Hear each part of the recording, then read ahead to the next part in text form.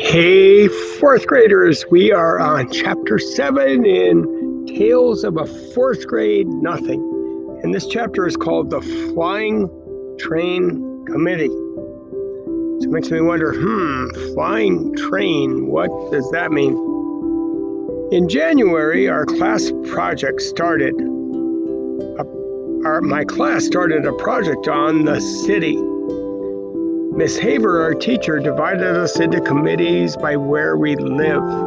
That way we could work at home. My committee was me, Jimmy Fargo, and Sheila. That's funny. Our topic was transportation. We decided to make my apartment the meeting place because I'm the only one of the three of us who's got my own bedroom. In a few weeks, each committee has to hand in a booklet, a poster, and be ready to give an oral report. The first day we got together after school, we bought a yellow poster board.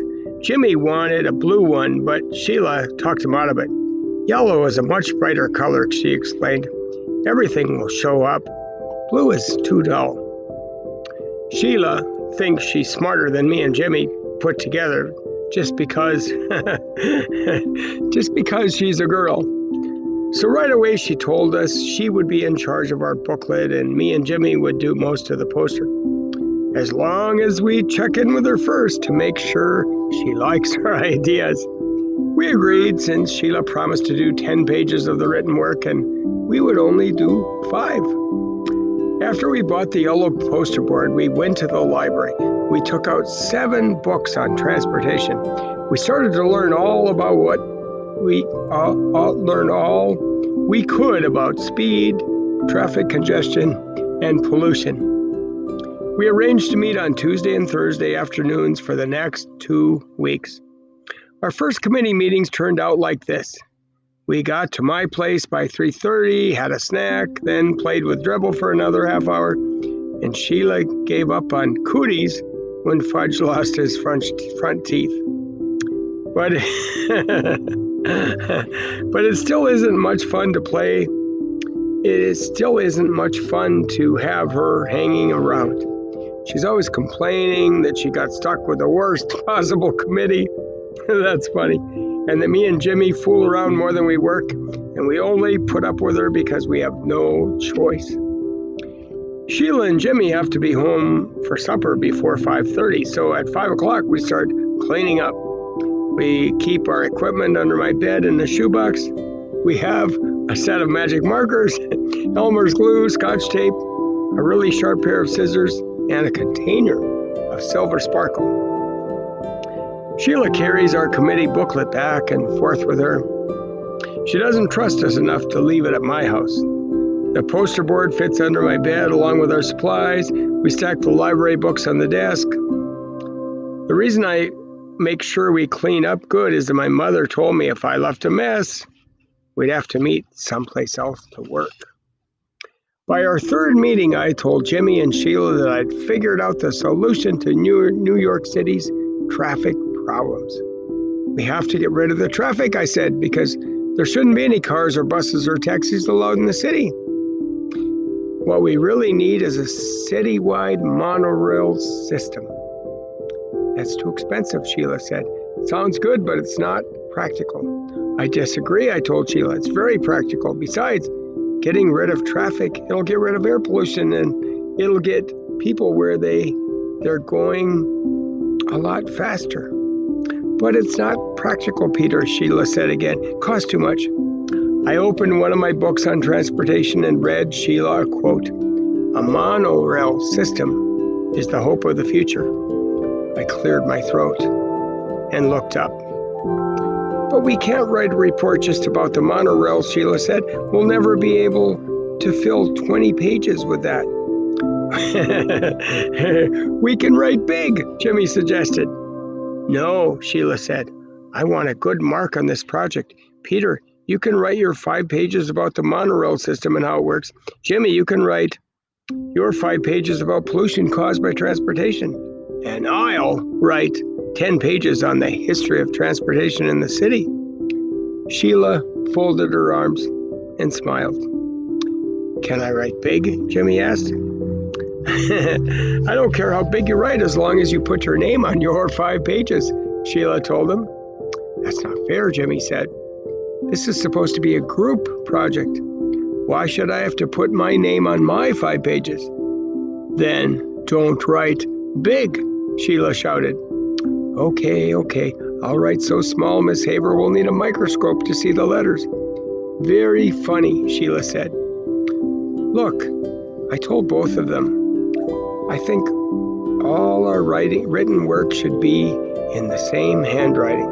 That's the only fair way.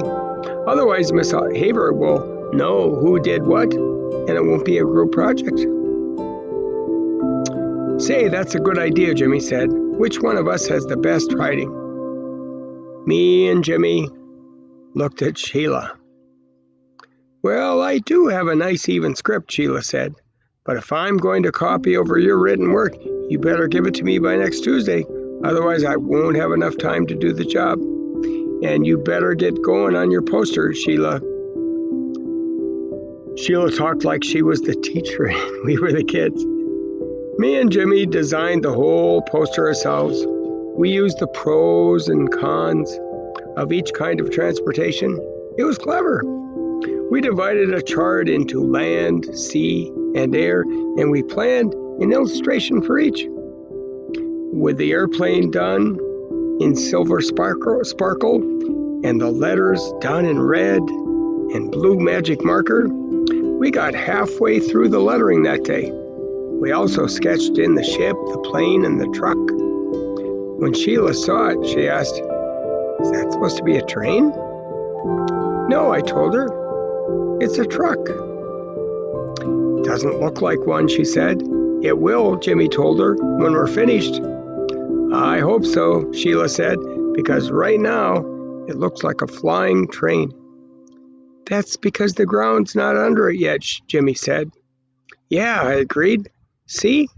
We've got to make it look like it's on the street. Right now, it does look kind of like it's up in space." "So does the ship," Sheila said. "Well, we'll put some water lines around it," I told her. "And some clouds around the plane," Sheila said. "Listen," Jimmy hollered. "Does everyone tell you you're too bossy?" "Did anybody ever tell you you're too bossy? This poster is ours. You do the booklet, remember? That's the way we wanted it." "See, there you go again," Sheila said. "You're forgetting this is a committee. We're supposed to work together." "Working together doesn't mean you give orders and we carry them out," Jimmy said. "My feelings exactly, I thought." Sheila didn't answer. She picked up her things, got her coat, and left. "I hope she never comes back," said Jimmy. "She'll be back," I told him. "We're her committee." Jimmy laughed. "Yeah, all one happy committee." I put our poster under the bed, said goodbye to Jimmy, and then washed up for supper. My mother was being pretty nice about our committee meetings. She arranged to have Fudge play at Ralph's apartment on Tuesdays and Jenny's on Thursdays. Sam has the chicken pox, so he can't play at all. I was glad that next week would be our last committee meeting.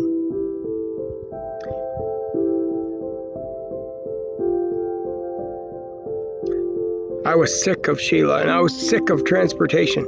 Besides, now that I knew the monorail system was the only way to save our city, I was getting upset that the mayor and all the other guys that run the city hall weren't doing anything about installing one. If I know that's the best method of city transportation, how come they don't know it? The next day when I came home from school, I went to my bedroom to see Dribble like I always do. Fudge was in there sitting on my bed. "Why are you in my room?" I asked him. He smiled. "You know you're not supposed to be in there. This is my room." "Want to see?" Fudge said. "See what?" "Want to see?" "What? What are you talking about?" I asked. He jumped off my bed and crawled underneath it. He came out, oh no, with our poster. He held it up. See, he said, pretty. Oh my gosh, we're going to end our reading there. You'll have lots of predictions, questions, feelings, and thoughts from that one. And make sure you write your summary too on the Google Doc along with all the other stuff. So, wow, that has me wondering. I have to read ahead to see what's happening. Awesome. We'll see you tomorrow.